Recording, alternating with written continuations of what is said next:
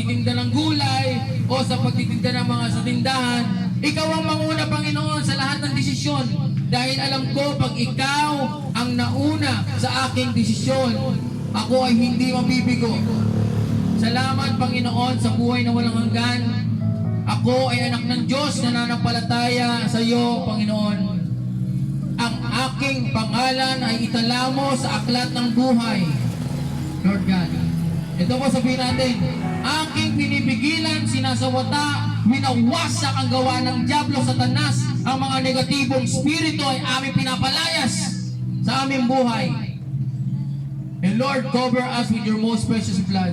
Salamat, Panginoon, sa araw na ito, na ang iyong banal na salita ay naipangaral sa daan. Ikaw ay aming pinupuri, sinasamba, dinadakila, aming Diyos na buhay, makapangyarihan sa lahat. Ito ang aming dalangin sa pangalan ni Jesus at sa kapangyarihan ng banal na Espiritu.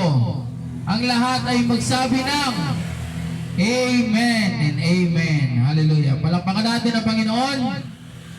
Salamat, Lord, sa araw na ito. Ako na po mananalangin. Lord, ako ay nananalangin sa buong kahabaan ng Sampaloc Street.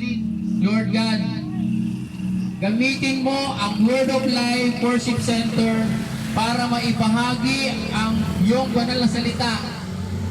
Mula doon sa may Durian, kanto. Hanggang doon sa may Kiko, kanto. Ay maibahagi ang iyong banal na salita, ang mabuting balita. Sapagkat wala naman na kaming mahihiling pa. Wala na naman din kaming patutunayan pa sa mundong ito. Ang nais lang namin ay makasama ka, Panginoon, sa aming buhay habang hinihintay namin ang iyong muling pagbabalik.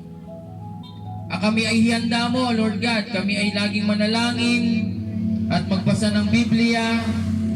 Kung wala man kaming Bible, magda-download ng app, Bible app. O sa YouTube ay manood ng mga Bible movie, mga video na pang-Bible. Upang kami ay maging malakas sa pananampalataya.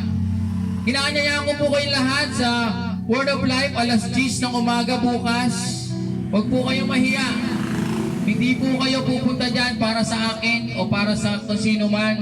Pupunta kayo sa simbahan bukas ng 10 a.m. dahil sa Panginoong Jesus. Huwag niyong tignan ng tao. Pag sa tao kayo tumingin, mabibigo kayo. Pag sa tao kayo tumingin, matitisod kayo. Ang tingnan natin ay ang Diyos. Kaya welcome po kayo sa ating Sunday service, 10 a.m. Dito lang po yan.